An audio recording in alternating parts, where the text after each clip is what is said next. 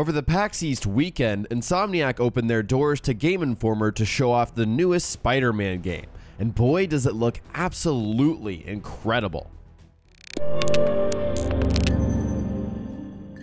Hey guys, JV here, and today I'm sharing all of the new Spider-Man news. Before we get into that, just a heads up, you can find daily streams of the newest games, as well as commentaries just like this on my Facebook page. So be sure to check out the link in the description below and stay tuned for tons of awesome content.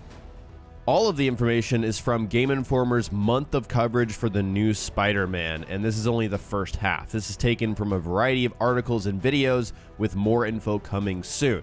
You can expect me to share the other half of the reveal towards the end of the month when all of that information has been posted. But today, we're focusing on web swinging, combat, side quests, and a bunch of random tidbits of information. Starting out with web swinging, this has been described as an active process. You don't just hold a button down and the game does it for you. It's not complicated, but it has a skill curve that rewards more experienced players. Webs actually stick to buildings, and physics are important in this game.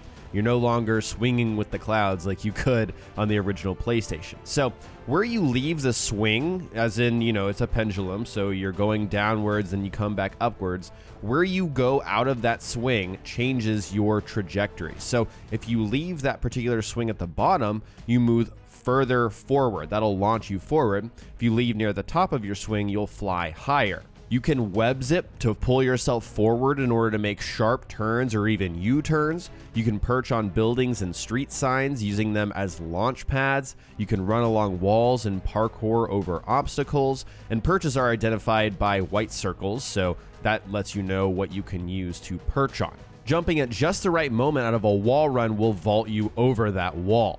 Many unlocks will improve movement and locomotion, but Game Informer says even without it, movement is fast, fluid, and fun, and you're supposed to use all of these tools and methods of movement in tandem, and so the goal was to make sure that you never slow down or stop, and apparently they achieved it. Perching also allows you to maneuver and maintain speed without just web slinging, so you're not just going to be swinging the entire time. You're going to be jumping over things, perching on things, wall running. All of this, combined will allow you to move as quickly and fluidly as possible. Now on to combat. The combat in this game does not rely on complicated button combos. It's about managing enemies, jumping in between them, and dodging attacks using your spidey senses. And you have a power meter that builds up to pull off finishers just like the Batman Arkham games. And those games have been praised for their combat for a simple reason. It's very good, and it's nice to know that Insomniac kind of modeled their own combat after that.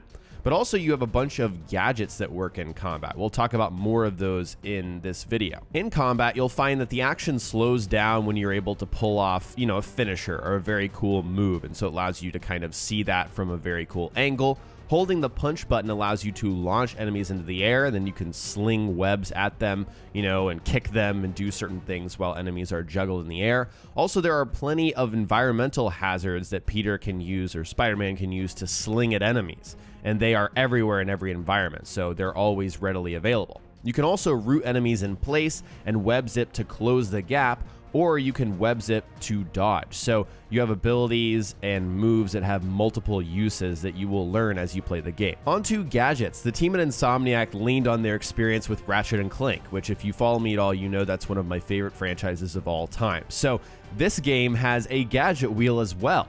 And Game Informer highlighted 3 gadgets that Spider-Man can use in and out of combat and also upgrade. First is the tripwire. You can use this in stealth by placing it on a wall and leading enemies into it, and once they trigger that trap, they are wrapped up and webbed into the wall and, kind of stuck to the wall.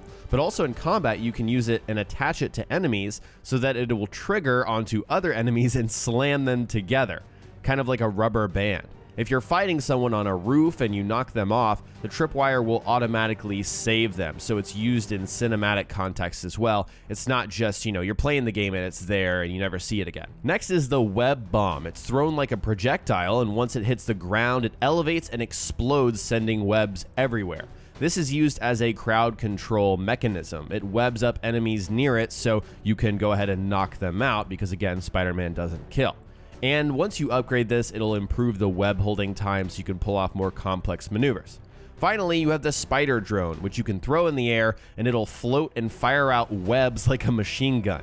It webs up enemies, or it can be used to distract them. This is a pre-order bonus item for the game, which kind of irks me a little. I hope that everyone has an opportunity to use this. Next, let's talk about suits. There are lots of different suits in the game inspired by comics, movies, and some that are exclusive to this Spider-Man.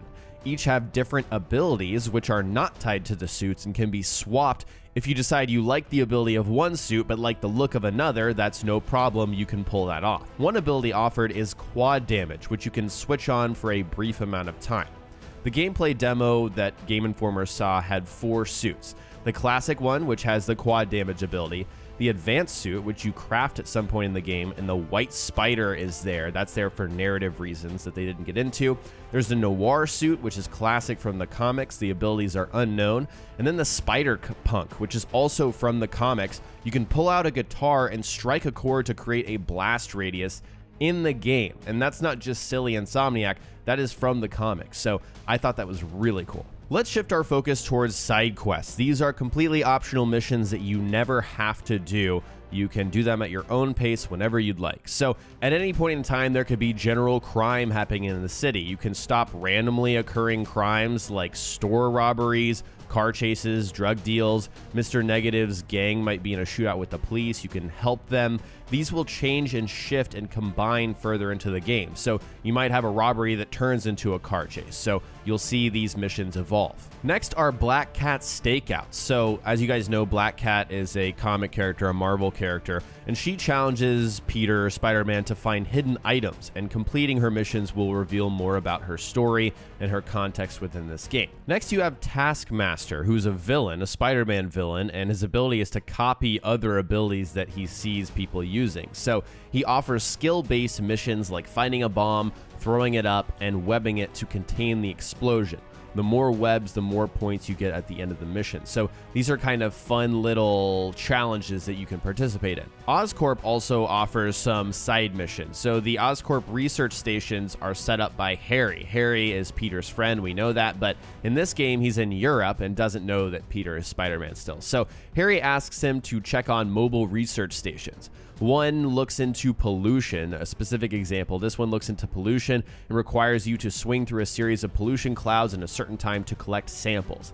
It's like a time trial, but it involves some story too. Next, we have Fisk bases. As we know, Fisk is a Spider-Man villain in this universe. He's kind of like a strongman mob guy, and he has bases full of bad guys that are protecting his businesses. These are combat challenges. So if you see one, you can go in and kind of participate in a combat challenge. Then finally, we have Peter's old backpacks. You find them all over the city. They're kind of like collectibles, and they provide insight into Peter's backstory for lore purposes and kind of close the gap between, the young Peter Parker that we know a lot about and the more mature one that we're playing as right now. Creative director Brian Intihar said that these are not all of the side quests and distractions. Much more, many more will be in the full game. To cap off the video, I'm just going to share some rapid fire facts. This is from Game Informer's rapid fire questions series. A lot of them are silly, but there's actually some useful information in there. So here we go. Spider-Man's movesets are somewhat customizable. You level up, so there's RPG elements in the game. There's some stealth if you want that.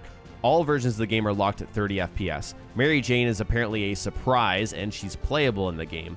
The world is several times bigger than Sunset Overdrive. Kingpin and Mr. Negative are in the game as villains. The Joker is not in this game. There will be no microtransactions. There are tons of alternative costumes. There's no Uncle Ben. The game takes place over a series of few weeks in terms of the story. The subway is used as the fast travel system. We won't be stuck as Spider-Man for the full game because Peter Parker is playable. There is post-release content planned for the game.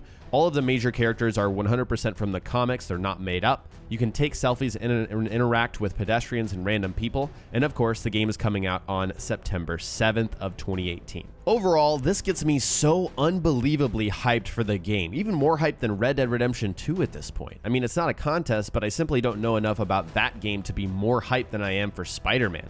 Insomniac has clearly put their heart and soul into this game, as they have always done, and I am beyond excited to play it later this year. And you can expect me to cover it here on YouTube, post videos over on Facebook, and stream the entire game live over on my Facebook page.